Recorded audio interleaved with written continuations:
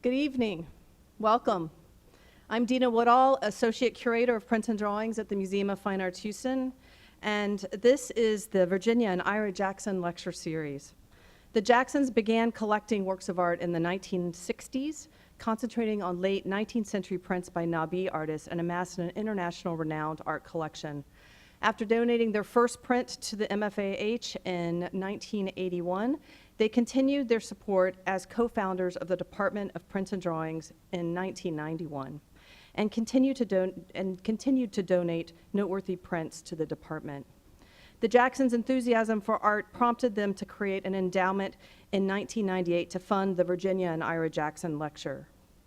Since the beginning, we have had a wonderful array of lectures on artists such as Rembrandt, Mary Cassatt, Edvard Munch, Edward Hopper, and Jasper Johns. In November 2019, the Jackson Lecture was Rembrandt and the Inspiration of India, given by Dr. Stephanie Schrader, Curator of Drawings at the J. Paul Getty Museum in Los Angeles. It is with my great pleasure to introduce our speaker this evening, Marjorie Shelley, the Sherman Fairchild Conservator in charge of works on paper at the Metropolitan Museum of Art since 2002. Her area of specialization is the conservation treatment and technical analysis of 16th to early 20th century European and American drawings and pastels. She has written numerous essays for exhibition catalogs and professional publications on artist practices and materials, among them on artists such as Cezanne, Gauguin, Delacroix, John Singer Sargent, and John James Audubon. Her research on Van Gogh uncovered the identity of his brown ink used in the most brilliant phase of his work in Arles. In 2011, she co-curated the Met's exhibition Pastel Portraits, Images of 18th Century Europe. She is editor-and-chief author of the Met's Preservation Manual, The Care and Handling of Art Objects, to appear this spring in its 4th revised edition on the Met's website. She takes great pride in building the Met's unique collection of historic artist materials that she will curate in a forthcoming exhibition. Marjorie Shelley's lecture this evening is Van Gogh at Work, Insights into His Drawing Practices. Everyone is invited to the reception immediately following the lecture, and the speaker will be happy to meet our audience and take any additional questions. This evening, the reception is very close to the auditorium in the Kinder Foundation Education Center. So as you exit, turn to the right, and you will be there. And if you are a works on paper enthusiast, I encourage you to join our Museum of Fine Arts Houston's patron group, Art Plus Paper, which encourages the understanding and collecting of prints and drawings through an exciting programming schedule throughout the year. As a kindness to our speaker this evening, I would like to remind you to turn off or silence cellular telephones. And now, without further delay, I would like to warmly welcome Marjorie Shelley.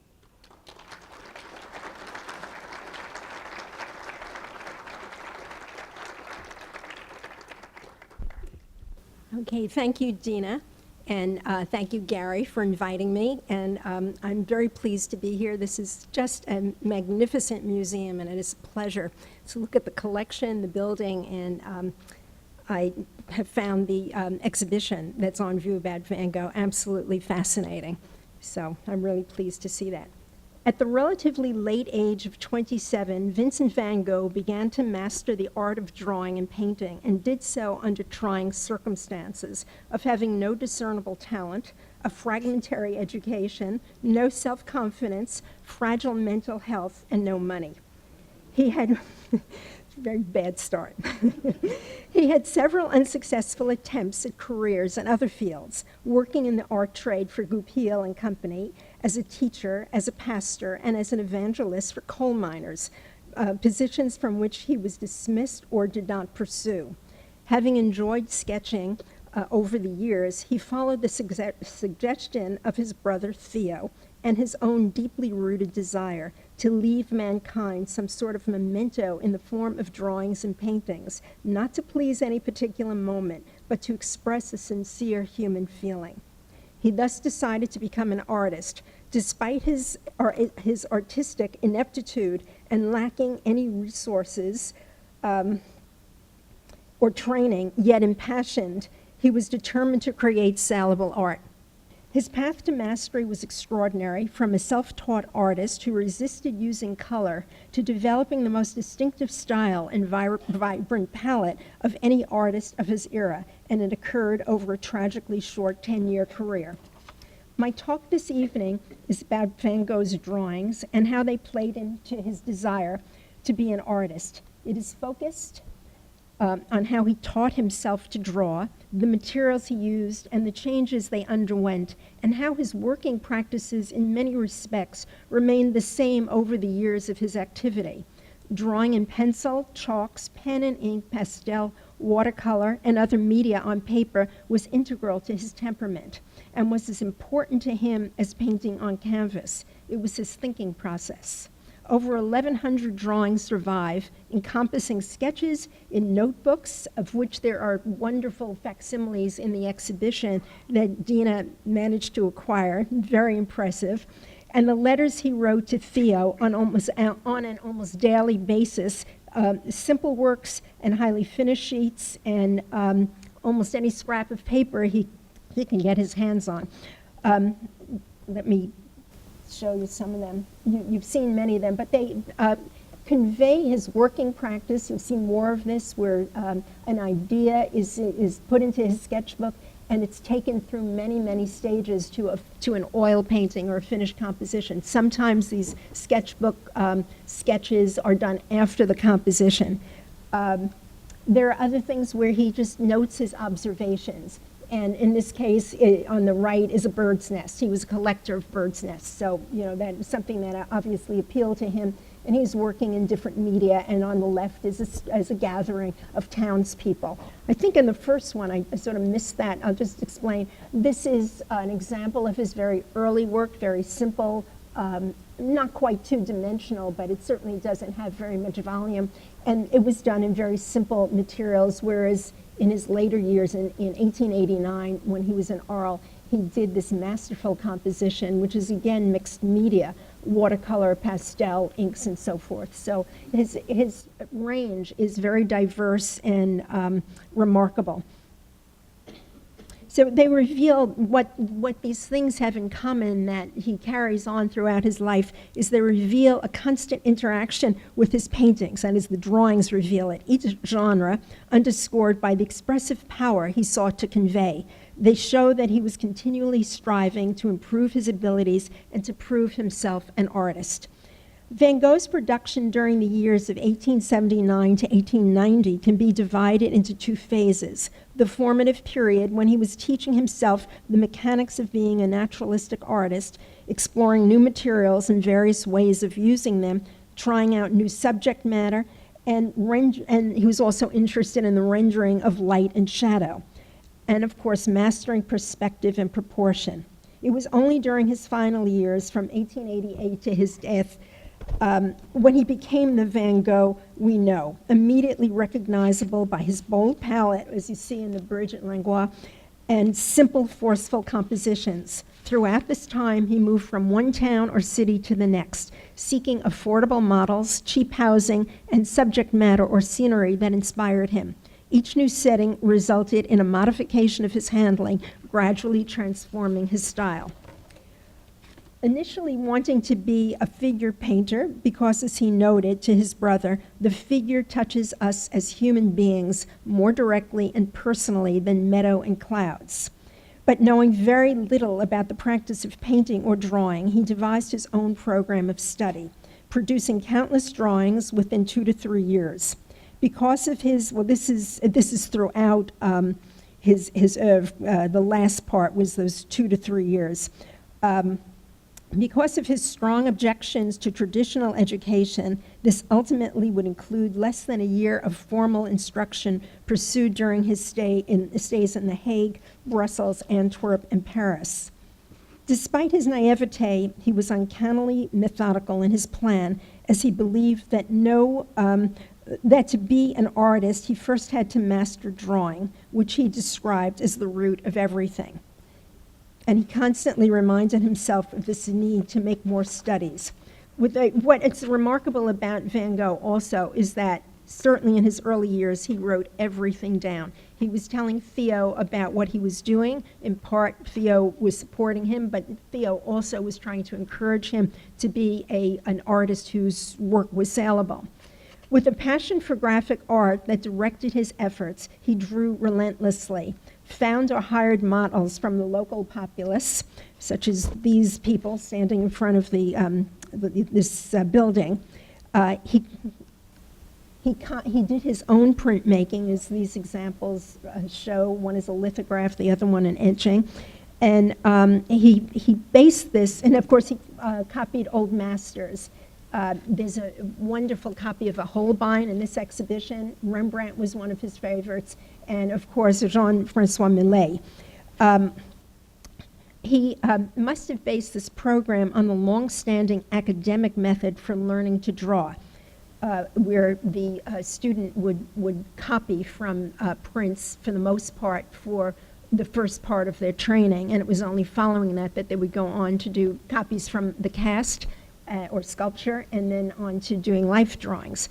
But yet he was obviously conflicted about copying, for he would defend this lifelong practice as late as 1899 as comparable to a simple musician who interprets the notes of a musician, such as he did in justifying his vibrant Pietà of 1889 with its swirling brushstrokes, a composition that was inspired by a mid-19th century lithograph by an artist who's no longer part of our regular vocabulary, Lantoy Leboeuf, after Delacroix, whom he revered for his colors.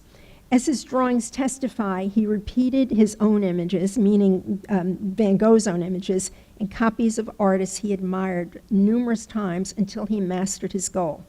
This was a practice he developed as a novice, but which he continued until his death. Each drawing served either to recall, invent, or repeat a composition for himself, or to send to friends and family in distant locales. Although Van Gogh is known for his brilliant color, as exemplified by this Pietà, he began his career wanting to be a black and white artist, a decision based on several factors, each of which had a bearing on his somber palette at the beginning. Among them was the prominence of charcoal and Conte. These are, one drawing is by Redon, and the other one is by Adolphe Apien, both of whom, particularly Apien, whose name we never hear anymore, were extremely popular artists at the time that, in mid-19th century, and very much admired and very saleable. So this type of medium in composition obviously was something that would have appealed to him, and he would have been inspired to work after this model. They also were things that had appealed to the Romantic spirit, and they had the potential of being very highly finished, saleable works of art. Of equal significance was the etching revival, which started in the 1860s and had promoted printmaking as an art form rather than a commercial endeavor. And also what resulted from it was the proliferation of printed illustrations and magazines in black ink that were widespread. That Van Gogh was an avid practitioner of etching and lithography and was attracted to these media and their sober tonal range also reflects his temperament, for despite being rebellious, he was in fact always attentive to popular trends, something that also continues throughout his life. And he always had his eye on what was going on, but did not necessarily copy it, but incorporated it into what he was doing. But equally important in understanding Van Gogh's attraction to this dark palette was his admiration for many British and French graphic artists, printers, and etchers who were active at the time and who represented his Van Gogh's aesthetic. Among them were people like Hubert Herkomer on the left, Léon Bonvin on the right, and Honoré Daumier in the middle. So he was very much attracted to these works, and as he described and he also knew these artists firsthand because they were the stock and trade of Goupil and Company, where he had worked in London. So he had this firsthand acquaintance and clearly an incredible visual memory. He also pinned pictures such as these, prints and reproductions of prints, to the walls of his home, his studio. So they were very much a part of his daily existence. But his particular affinity for these artists also rested on their socially conscious subject matter. Being a defender of the poor and the downtrodden, depictions of the working class and peasants at their labors or in their simple dwellings appealed to Van Gogh's sentiments throughout most of his activity and also gave him the opportunity to study the figure. The theme of despair, of an individual oppressed by life circumstances rendered in a dark palette, is the subject of numerous of his early works, such as Sorrow, which I'll show in a moment. Let's see, here it is, the one on the left. And the seated woman who looks very despondent with her head in her hands. Many of his drawings and paintings of this type found their inspiration in the work of Jean-François Millet, a Barbizon painter popular throughout Europe for his scenes of peasant life. Among them is the Sower that appeared in at least 30 of Van Gogh's works between 1880 and 1890 and inspired many of his genre studies and studies of heads and hands. These are one drawing on the left that came from a letter, and the other one is one that he did much later on. But his absorption in certain subject matter is just fascinating. I don't think there are any other artists quite like this who would take a subject and constantly return to it, not necessarily making dramatic changes, but revisiting it. So he also, as I said, was doing studies of local villagers who he hired as his models, and many of these went into his compositions of peasants and would enter into his masterwork, which is of this time, the Potato Eaters. But there's a woman gleaning, sometimes variations on the theme. So these are his Potato Eaters, which he associated with the people of the earth who were plowing, digging the fields, and planting, and therefore it was spiritual and very meaningful to him on that level. He's also in this composition in oil, and transfers the idea to the lithograph on the right. He's exploring the idea of light and how it's reflected off different surfaces in a very dark environment. These were, this was part of the zeitgeist at the time. Artists were looking at the charcoal and Conte crayons and really capitalizing on their richness of tone. He was constantly experimenting with a broad range of materials in his pursuit of emulating this type of motif and coloration. And he had a proclivity for drawing in pencil. Not the ordinary graphite pencils generally used for writing, but carpenter's pencils, which he erroneously or naively speculated must also have been used by Michelangelo and Dürer, based on his spiritual kinship with their emotive strength. A robust tool which suited his temperament because its broad rectangular shape allowed for greater pressure of the hand and marks that were more expressive than a standard pencil that was sharpened to a narrow point. But it also, because it could be twisted to be on the broad side or the narrow side, it gave him the opportunity of making thin and wide lines using the same tool. It was somewhat popular in the 19th century. Adolf von Menzel used carpenter's pencil, but it really did not have widespread use. Van Gogh was one of the main proponents of this tool. Pencils in the 19th century were essentially a new industry. They would be, it was perhaps 75 or 65 years old, but pencils were made in a range of 16 different tones, and that depended upon the mixture of its constituents, graphite and clay. And depending upon what their proportions were like, it could be very hard and silvery, or it could be as soft as charcoal. So there are variations in his pencil work, so he obviously experimented with this frequently, but probably another attraction he had to it is that it was extremely inexpensive, just as pencils are today. At this stage in his self-imposed training, he was not really using color. When it is present, it was in localized areas and of diffuse intensity, as you can see in these two early compositions, The Road to Eton and the boy with the sickle. You could barely discern that there's color in these compositions, and the fact that on the left the paper has yellowed over time makes it more difficult, but you could see the blues in some areas where on the far left where there's some earth tone, a brown tone, where he's making a very slow entrance into this. Similarly, he rejected white paper and cold tones and was adamant in his preference for paper the color of unbleached linen, and he also preferred rather thick paper. I'm sure the thickness is because he did really manipulate the paper, pressed hard, and a thick paper was better able to withstand that kind of action. Much of this information and his strong opinions on materials or their manufacturers, including paper and paper makers, was based on his own observation or derived from artist manuals, such as those he acquired when he embarked on his chosen path. This and one of the books by Armand Cassang was given to him by a dealer in Amsterdam fairly early on in his path to be an artist.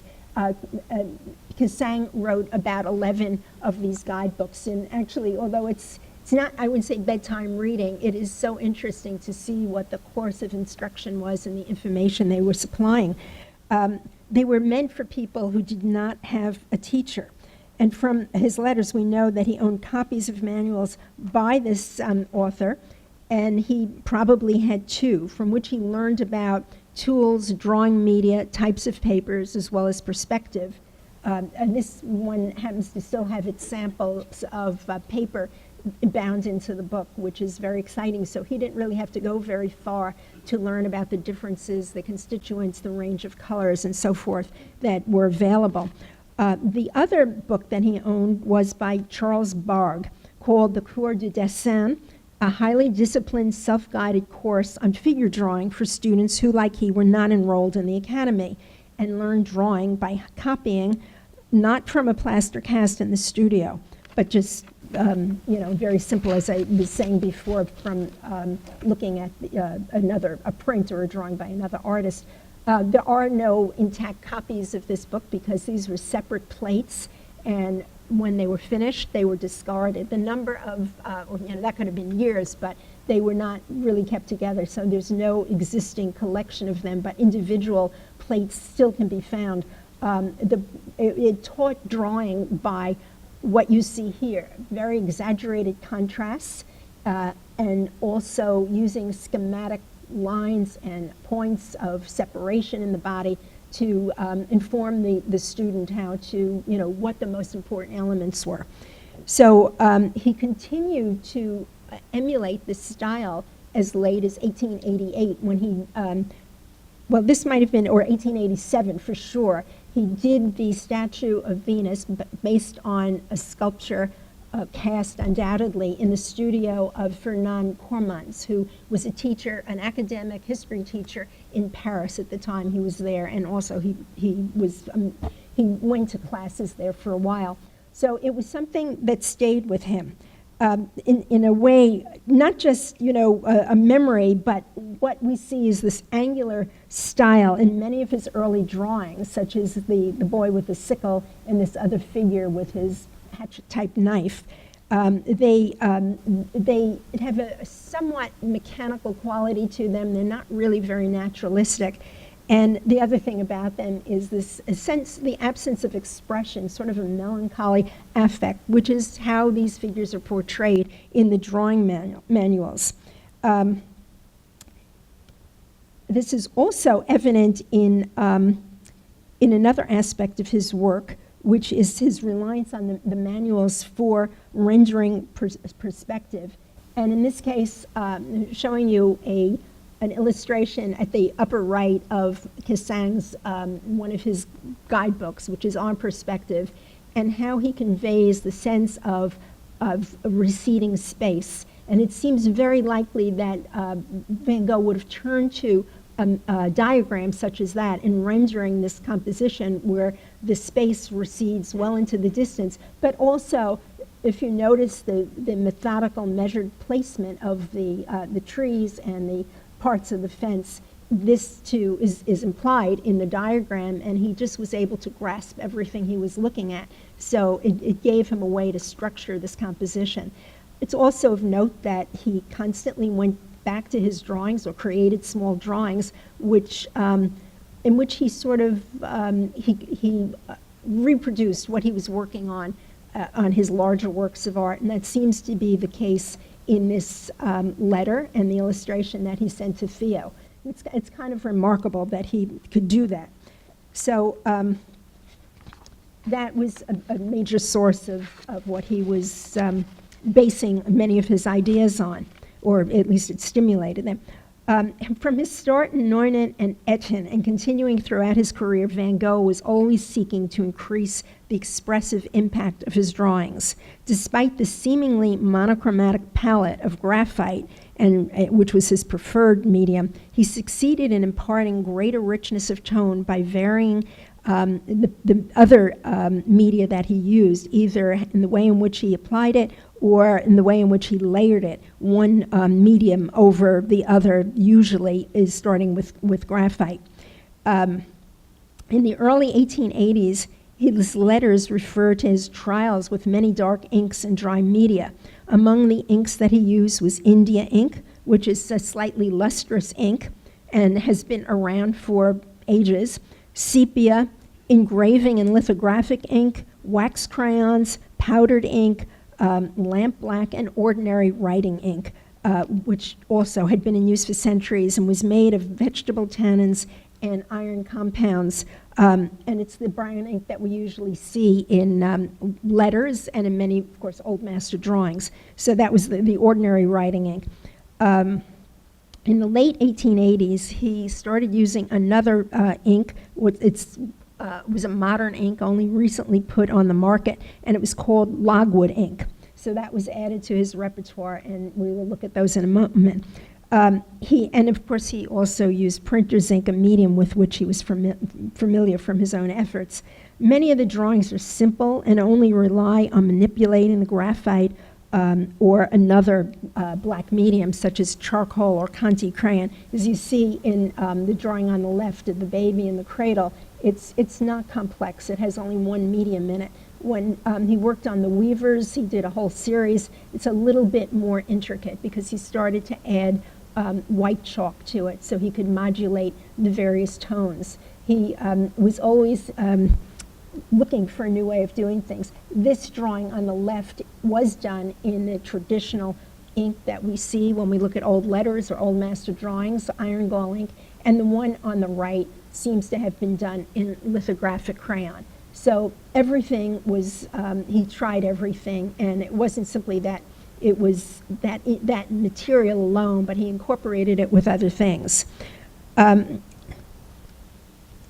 When he went, and I should say about those drawings that we just looked at, some of them, such as the one that's done in lithographic crayon, he fixed with skim milk, which was not an uncommon fixative at that time to avoid smudging.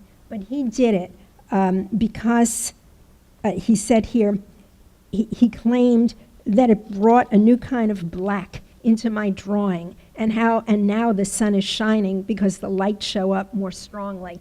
It's something that's very difficult to capture in a photograph, but if you look at a drawing without the glass on it, and you look at it from an oblique angle, you could see that there is a luster on it, and it does transform the drawing. But he was finding ways constantly to enhance what he was doing. As he went along and became more inventive, his drawings also became more complex. And this is a magnificent drawing that is composed of multiple layers. It's on an off-white paper. It's done in what we look at today as brown ink, but it's probably the faded iron gall ink because it customarily turns brown. In pencil that was heavily applied. It has the effect of carpenter's pencil. He also put India ink on this, some touches of other media as well. And he's used white heightening to finish it off. What he's also done, which he does not do that frequently, but it's evident from time to time, is that he scratched into the water with a penknife in order to, he scratched through the ink layer in order to bring up the underlying white paper and give the effect of ripples. He's also used a little bit of white gouache in this to get another shade of white and vary what he was doing. What's also phenomenal is that most of these drawings were done rather quickly. He did not labor over them. And in another drawing done later, which we just looked at before, he's used white in the more customary manner. He's modulated it with the black chalk, and he's modulated so he has different shades of gray. So whereas here he was using it in a conventional sense in the nursery at Schwengweg, he was actually using it in the sky as well to cover up his mistakes. It was very much like whiteout. So he took advantage of that also. This, however, has altered since he executed the drawing because the paper has become more yellow with time, making the white paint, which is stable, stand out. So he did not anticipate that. In addition to this list of black inks, the richness of tone of these drawings was made possible by various dry media that did not require the intervention of a brush. They would be blended or manipulated with a finger or a stump, a roll of a coil of leather or paper. So that would help to spread the medium. There were also many fabricated media that had come on the market at this time, in addition to the traditional media like chalks and charcoal. So this was the result. He was living really at a very dynamic moment when many, many new materials were coming on the market or being used. And this included, as I mentioned before, this array of graphite pencils differentiated by the degree of softness and depth of tone, fabricated in natural charcoal, lithographic crayon, which also came in many varieties, Conti crayon, and natural chalk. He referred to natural chalk as mountain crayon and described it as the soul of a gypsy with the color of a plowed field on a summer's evening. Typically, in his novice years, he ascribed an almost lifelike animate quality to his materials and his tools. But by the late 1880s, when he was more confident and more skilled in his ability, he started to refer to them with their scientific names. And at that point, he also stopped telling Theo about everything that he's using. He was nonetheless drawn to the dark palette of these materials and referred to this method as painting in black. In the end, however, he rejected charcoal and Conte because he felt if one works at them too long, they lose their freshness. So he was really, as we see even more and more as time goes on, very meticulous in what he was doing, although that doesn't ever seem to show up on the surface of things. Though never ceasing in his efforts to master the figure and believing that working from the model made the imagination sharper and more correct, in 1883, following a period of intense practice in the studio, Van Gogh turned to landscape. Only a year earlier, he had learned about working in colored media when he moved to The Hague and took informal instruction from his cousin, the realist painter Anton Mauve, and stayed with him for about 3 weeks. In addition to watercolor, Mauve taught him about gouache, which you see at the top right in its box, which is a thick, opaque, water-based paint. Like oil, it was available in metal tubes, which Vincent first purchased at this time, and it was metal tubes for gouache were available since the mid-1840s, but he only departed in this direction at that point. And being squeezable from a tube, had a thick consistency, making it well suited to the relatively new flat profile brush. So these were tools, and it's at the bottom right. The ones that are beneath it at the far right are what brushes looked like until the mid-19th century. They were the cluster of the hairs that were inserted into a quill ferrule, the part that holds it together, and then had a wooden stick on it. And when this new type of malleable metal came into existence, it really changed painting dramatically because the artist could now make a different type of stroke. We see evidence of it in watercolor in the drawing on the left, which he did in Paris, and you look at the sky and you see these relatively thick strokes. And throughout his work, whether it's oils or watercolors, we do see evidence of this. So he wanted something with a lot of vigor in it. He wasn't looking for a delicate stroke, but of course, like most artists, he had a collection of brushes. So, and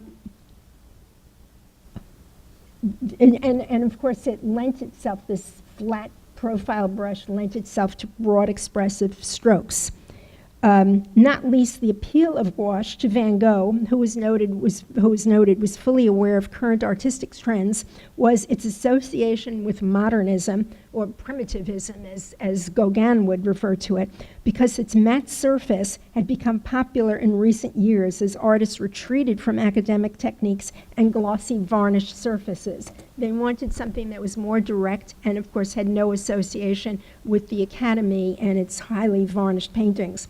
Ultimately, Van Gogh would do most of his work on paper and canvas out of doors. Plein air painting, which is outdoor painting, had become extremely popular among professional and amateur artists from the 1860s. Its desirability supported by a thriving commercial industry that supplied the landscape painter with new equipment made expressly for this pursuit. What distinguished it from studio apparatus was that it was lightweight, compact, and portable. For watercolor as oil, the array of equipment was vast and included collapsible, all these things are collapsible easels and stools. Just the stools are like a camp stool. Sketchbooks of all sizes, which you could see on the far right. Sometimes all the sheets were glued together around the edges, but they were of every size and appearance imaginable. Tin containers to hold water, which we see on the left. Some of those were also used by the oil painter, but most of them had lids or covers so they could be taken into the woods or wherever they were going. So it was a whole new way of looking at things. Possibly also, well, other things that came about were portable ink wells. And although those existed even in the 16th century, now they were made of materials that were lightweight and suited for this type of thing. And of course, there were lots of ads for gouache or pans of watercolor. You could see that in the middle. The boxes usually had thumb holes. Well, this is, do I have another one here? No. They usually had thumb holes at the bottom or loops so they could be secured in the artist's hand.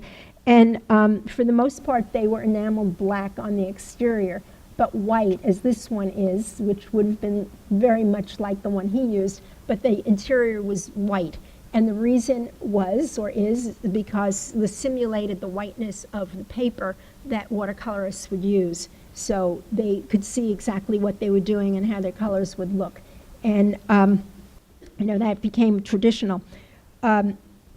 Van Gogh's many forays into the landscape and his many rapidly executed plein air drawings suggest he was adequately outfitted with equipment, and which, because of its convenience, greatly expedited his painting process, speed of execution being a matter which he talks about frequently in his letters. The cost of these materials was high, and Van Gogh struggled with this throughout his life, depending on Theo for their purchase. In 1881, Theo visited his brother and gave him money for materials to use out of doors. In another letter, Vincent thanks him for a box of moist colors. Moist colors is a British term for watercolor paint that only needed a touch of a wet brush to quickly put the color block into solution and allowing it to flow easily from the brush. It also implies that his set was made by a British manufacturer, a provenance long regarded as the finest for artist colors, particularly for watercolors, and readily available in France. There was a great deal of trade between the two countries in artist materials.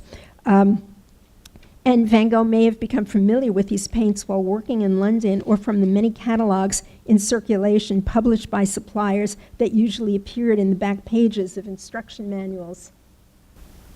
So somehow that slipped out, but if we come across it, you've seen the many photographs of the slides that have shown of things that were available, and those were the catalogs. From about 1884, color would play an important role in his works on paper, particularly in 1886, he started to use color more and more frequently when he moved to Paris to join Theo. And he, at that time, came in contact with modern art of Impressionism and Neo-Impressionism.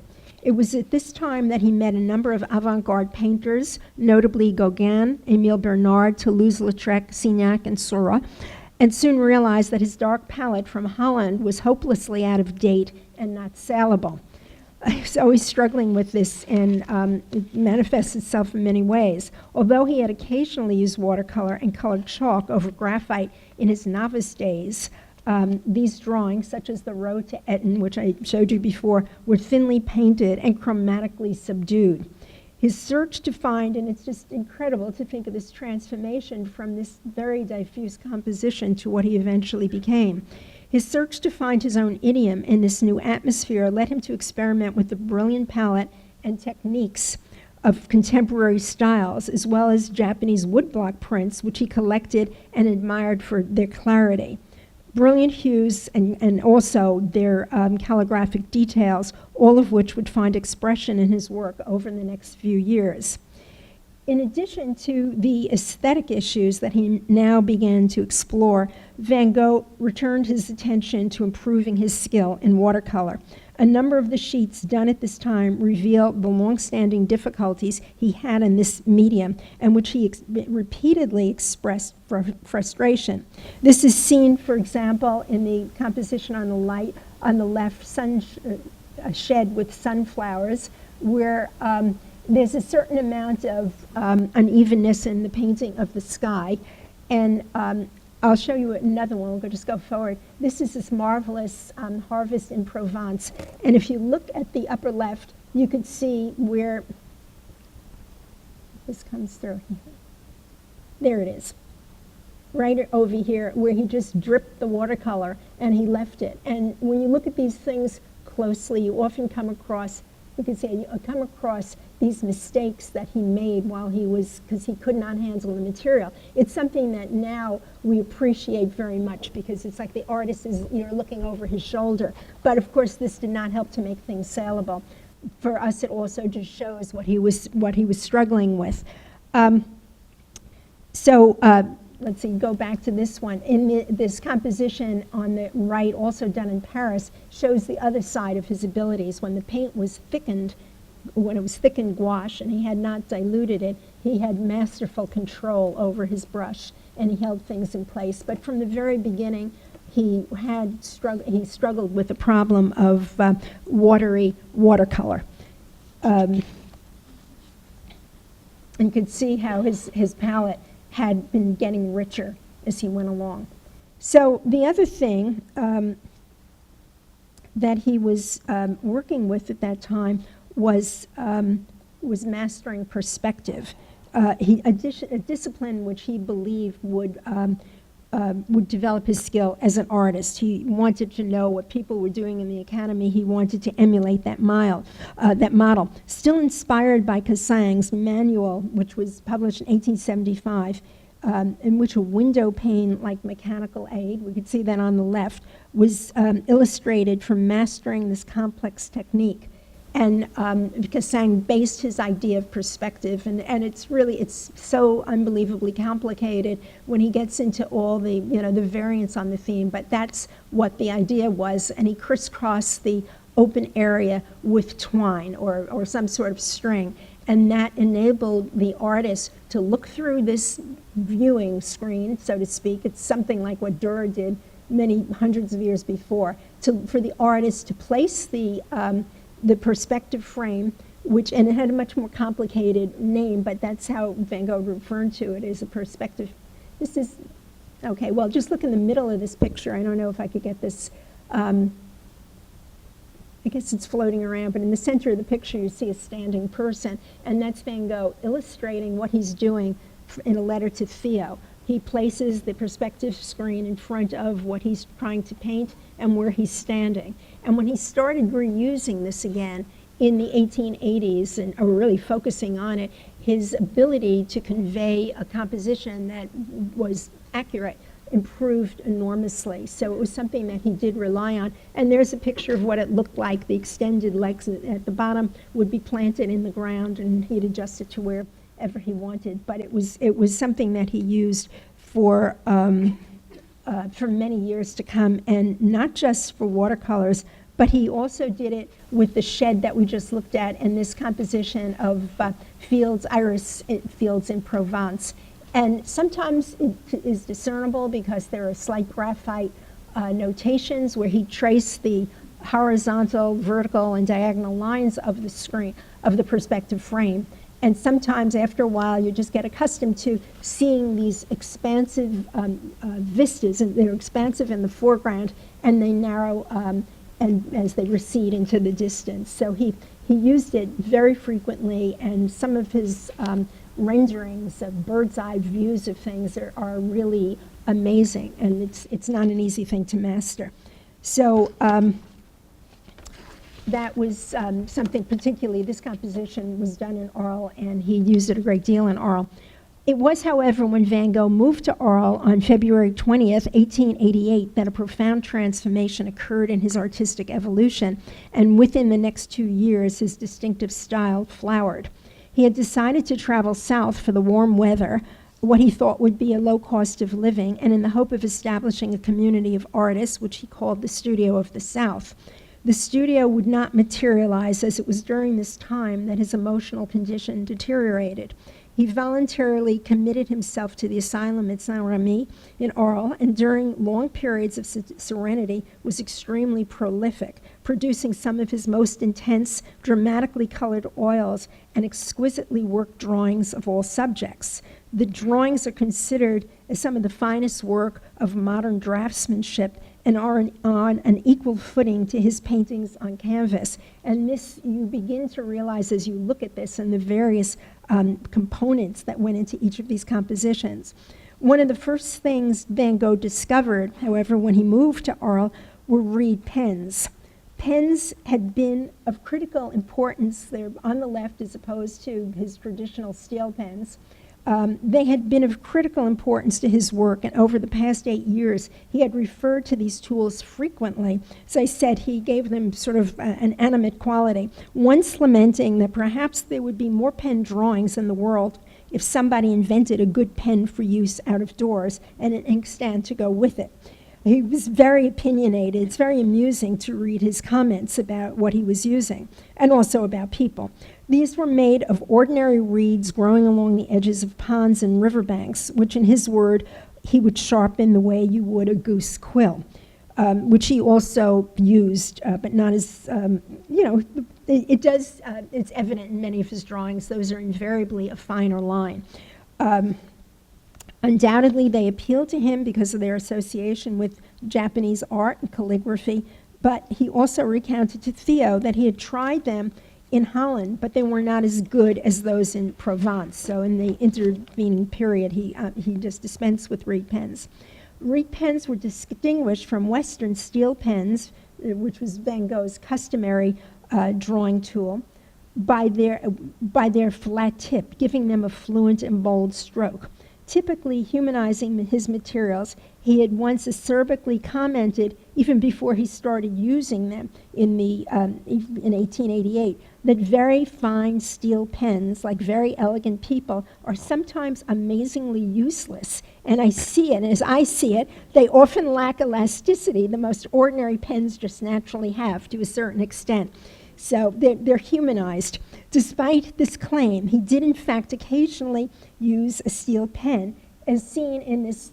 You have to look closely on these are details from this picture of Zouave on the right, but you could see some of the impressed lines.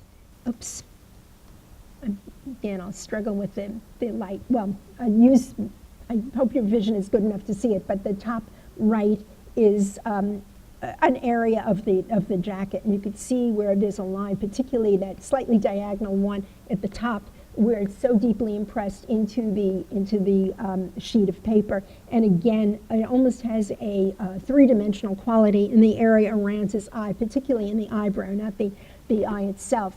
There are not many other drawings like this, but there might be out of his 700. It's not one that is frequently, this technique is not frequently encountered.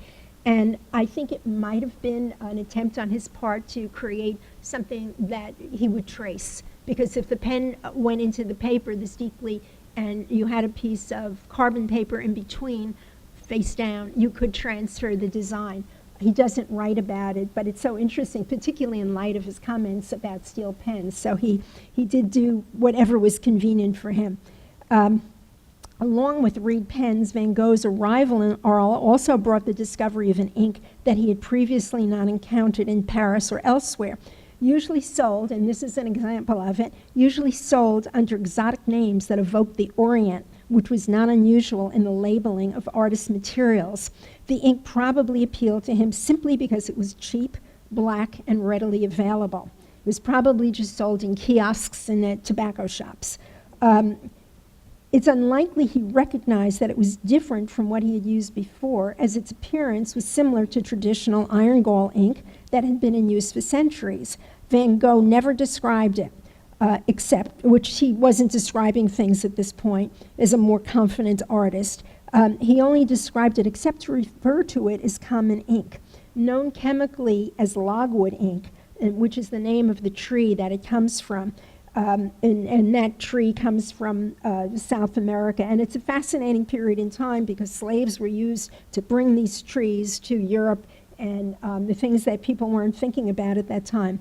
It had come on the market as an alternative to traditional ink, which was highly acidic, corroded paper, and rusted these new steel pens. It was incompatible with them, and they had only come into use, steel pens, in the middle of the 19th century, which is amazing to think that most people were still using quills at that point, but something that slips through the cracks of history. So it was made of the shaved logwood material, and that was combined with a relatively recently discovered mineral called chromium, which was among the many new colorants appearing in the late 19th century with the rise of modern chemistry. What's so interesting here and what's so heartbreaking about logwood ink is it started out being very black.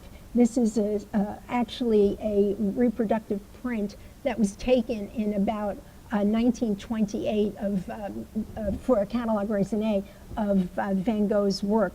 And because this was made in another kind of ink, it has not faded, and it was meant to reproduce what his works look like.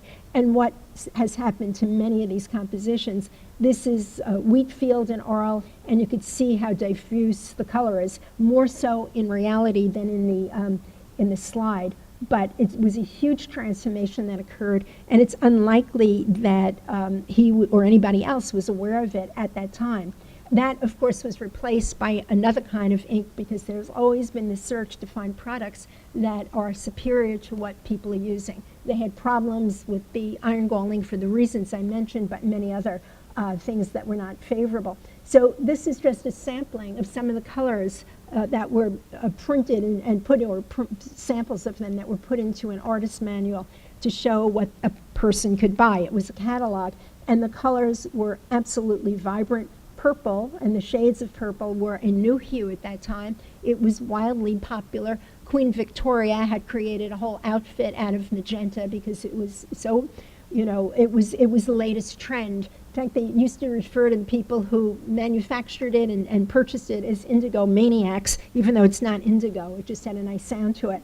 But it was the most popular color of the time, and it invariably turns a very pale gray. Van Gogh also used a purple ink from time to time, and in most instances, I should have put in one that's faded, but you could comprehend it just by thinking of the colors. It would just turn gray and fade from the paper. And we have found traces of it on the perimeter of certain of his drawings done at this time. The perimeter was covered over, and so it was just a little bit less vulnerable to fading. And on the right is a composition at the Met, which unfortunately the entire background is faded because the nature of these colors was nobody was looking at how long they would last. It was more that they were unlike anything that ever had been seen historically. So it's an unfortunate problem that has occurred, and even though we try to control light, which slows up the process a little. It's almost inevitable because it's the constituents of the composition.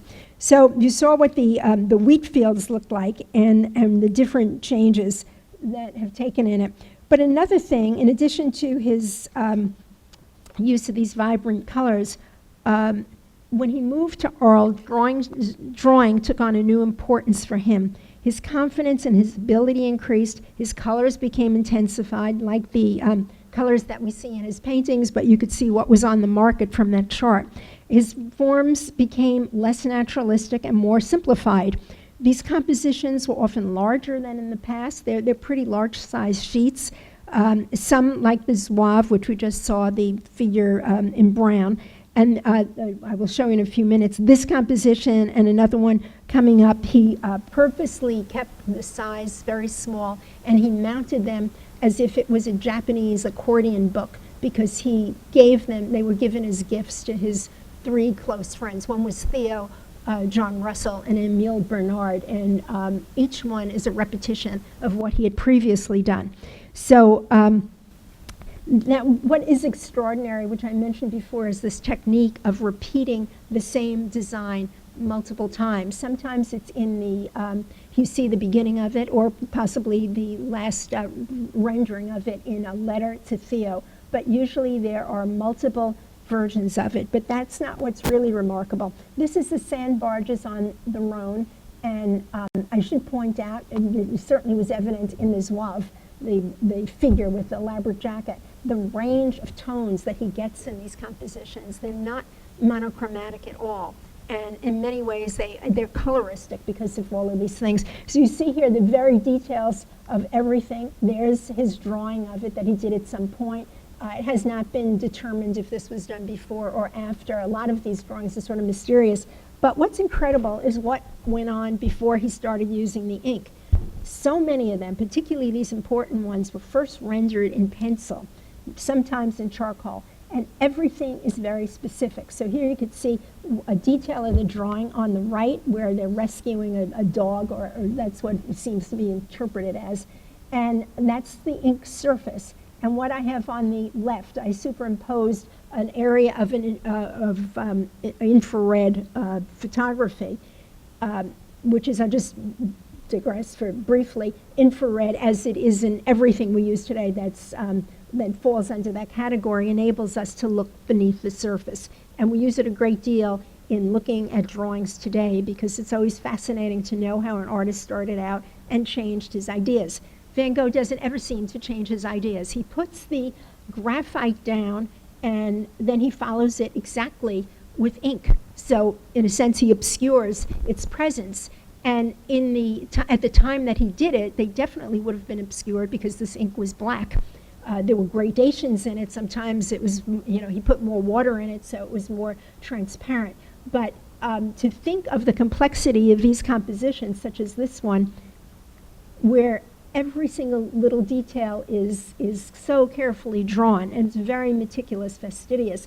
But just a couple of details. I showed the dog in the background at the upper left, and a couple of other little details where he rendered the laborer pushing a wheelbarrow.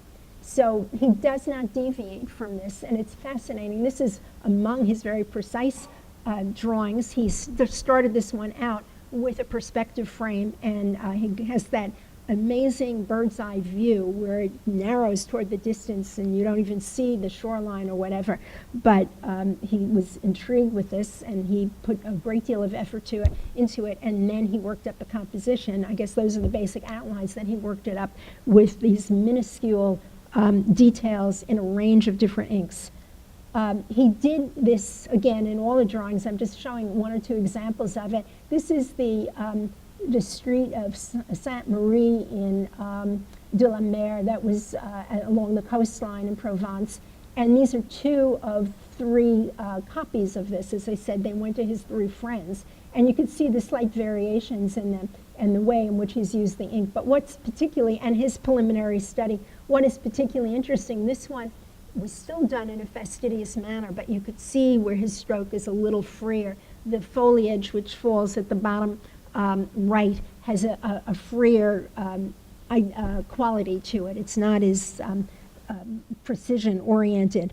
So he did this over and over again, and when you consider some of these compositions were done repeatedly, something that begins early on in his career, and he just felt compelled to continue to do, to revise and repeat with no apparent concern for the intensity of these efforts. He certainly doesn't refer to it in his writings.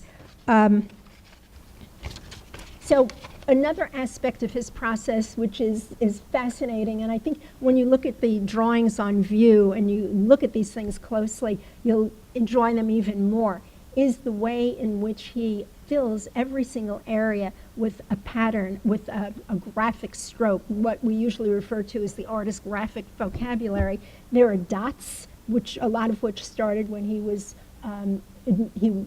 looking at the Impressionists and their dots, but you could see every type of stroke, a lot of vertical lines, diagonals, whatever, there are coils, whatever kind of stroke occurred to him, he puts into these drawings. In the study for The Starry Night, there are a lot of swirling lines. He tended to do that more and more as time went on. And in the Zouave, a detail of it, you could see how he builds up the composition. What's so interesting is this is the same technique he's using in his oils. In the exhibition, there's a pair of clogs, and if you look at that closely, you could see it's made up, as so many of his drawings, of small strokes going in different directions. In the paintings, he's able to use a lot of color, and of course, impasto, can't do that here, but he does something comparable in the variation in his stroke, whether it's wide or narrow, if he's leaving a lot of space between it. But it's never a sense of what was popular at that time, of the unfinished composition. Every part of the composition is filled with some sort of design, some sort of mark. So they're very, very complete in that way. And also, it is a way of simulating the effect of one of his oil paintings, but in a totally different manner. So these are aspects between the underdrawing and the exactitude that he emphasizes. There are things about him that really are not found in other composition. So here's a picture of the shoes. It's like, this is in the exhibition also, where you could see, and there are examples that are more fastidious than this, but you could see the tiny brush strokes in the front part of the shoe, for example, in the tile. And again, done with that flat profile brush, the wideness of the stroke shows you that. Maybe he used that as well because it expedited what he was doing. He could work more rapidly with it. So Van Gogh also put the same effort into his drawings in color. And this, again, is the Zouave. He made several copies, one in watercolor. You saw the ink one. He did one in oil, and then a couple of small sheets. Zouave was an French-Algerian mercenary, and he befriended this particular one, who he also hired to be his sitter. And he portrayed him in many ways, and this is the infrared reflectogram of the Zouave.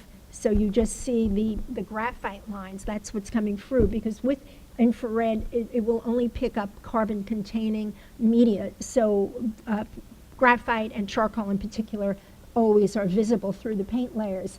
So what's interesting about this, when you look at the head, you see it seems to have been rendered in two densities of the graphite, looking at the reflectogram.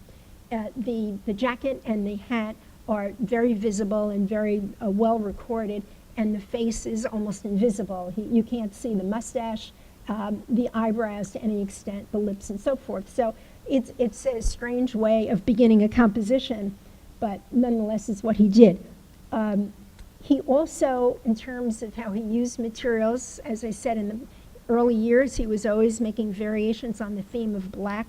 Here he's just used everything in his artist box. He started it with pencil, then he went on to ordinary logwood ink, and you could see some of that this is the cuff on the left, and in the area where the paper is visible, you could see these strokes that were done in this ordinary logwood ink. Of course, once they would have been black. And then he applied watercolor, and then he, in the end, I'll get to the other side of it, but So there was a sequence of logwood ink that was just plain logwood. Then he applied outlines. You could see around the curve of the cuff where he created his own ink. He took the logwood and he shaved charcoal particles into it. And that's probably the reason that that hasn't faded, because it has the natural black medium in it. It's not vulnerable to what these man-made inks were vulnerable to. So he emphasized the contours with that. I'll go back to the picture of it so you could see how, particularly around the hat where it's very dark, and he added this to the hair and the mustache and so forth, so, but only in part did he do that, in certain places. Then he filled in with the background in green paint. These are all modern, recently introduced colors, chrome green and chrome yellow rather, and emerald green in the background. And note again, he was struggling with how to apply the paint. Probably the paper was not appropriate for his material, and it absorbed a lot of the moisture and he couldn't spread it. So that accounts for it. He knew a great deal about paper, but he probably just could not afford the paper that would have been suitable in this case. And there's no question that he would have known exactly what to do, even though he often could be very oppositional. So you see the in the hat, what's interesting is he's used pastel in it, and that too is something that he realized. He modified it. He added water to the pastel, and that's why it's looking somewhat uneven, because he wasn't trying to cover the whole thing. And in the blue areas, he used ordinary blue wax crayon. All of these decisions were probably based on the fact that some of these media were inexpensive. And he was familiar with pastel. He used it quite frequently. He doesn't talk about it himself, but people who knew him and worked with him, Dodge McKnight in particular, who was an American artist he met in Arles, referred to him as always having pockets full of broken crayons, as they referred to pastels at that time. And you can imagine what he's like. So you could see the range of materials that he's using, and he knew enough that he didn't start out with the blue. He started out with a green, because you couldn't put a wax crayon or a waxy substance over ordinary paint. So what he also was interested in this composition is the placement of the colors. Theories of complementary color were very popular at that time, placing blue against yellow, red against green, because they intensified the emotive impact of the color on the eye. And there in the picture of the yellow house, he's done the same thing, where he's used this yellow as much more intense in person. And it looks like the yellow in the house in the exhibition here for children. And he's played it against the very dark blue sky. Here he has achieved a much darker color. He did it at night, but again, the colors don't flow, and that's how he was able to manage this material, backgrounds and skies.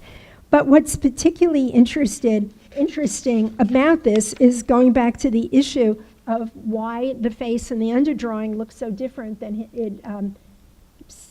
Okay, just go back to that one. Why there's so much variation in it.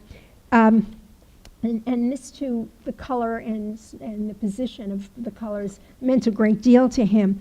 And it's the pale flesh tone, which doesn't seem to make that much sense in the context of all these very enriched colors. And for a while, I couldn't determine even if it was if it was faded, or if there was some paint on the surface, because the layer is so thin that it was hard to discern that. But as it was very purposeful. And we know that because Van Gogh described what he was trying to achieve to Émile Bernard, that he wanted to evoke the sense of a Japanese portrait in expressing the matte and pale complexion of a young girl and the piquant contrast of the black hair by means of white paper. So he planned this out in advance, and it accounts for the very lightly rendered underdrawing of the face and the light application of the flesh tone, because if he had done it more forcefully, he could not have achieved this effect of the pale complexion that he wanted. So it's interesting when you start exploring what lies beneath the surface and comparing it to what he said and what the natural properties are of these materials, that it tells a story. And the last one, very briefly, that I want to mention is another one of his colored drawings, Corridor in the Asylum. which he did at a time when his supply of art materials from Theo had been delayed, and he had very little to work on. And he chose a paper, we can only see touches of it where there's no paint, of a pink ink paper, and I'll tell you what that is, instead of a white paper that he customarily used. And this is a paper that is made for working in charcoal as well as pastel. They're beautiful sheets of paper, but that's what their purpose is for, these dry media. But he had nothing else at hand, and he used it. He had 3 sheets of it, and he used it for his 3 compositions he did at this time.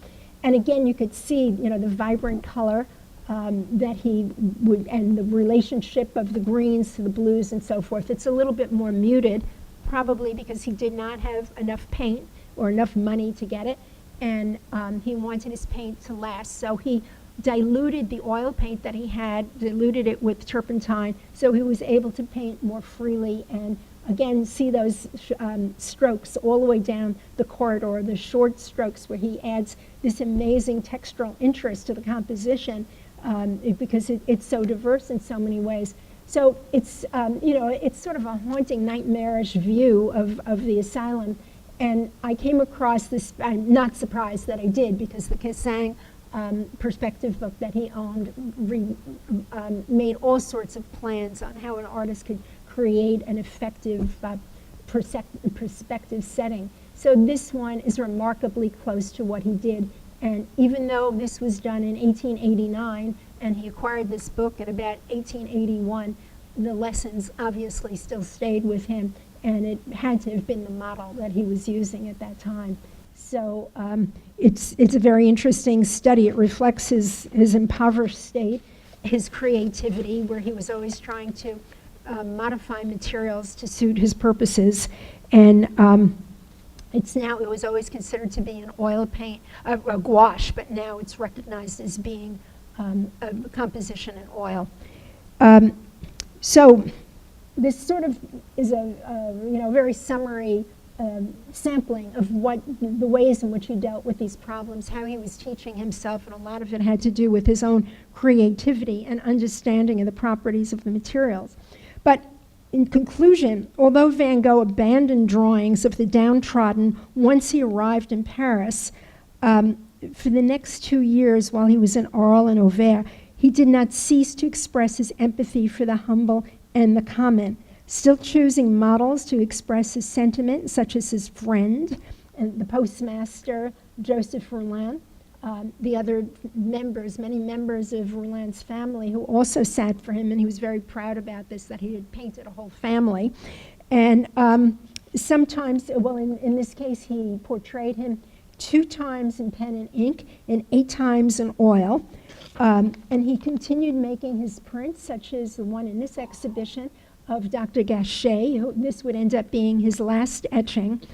And it's interesting as well that he started out committed to works on paper, and he ended the same way, that he still had this, he felt compelled to work on it.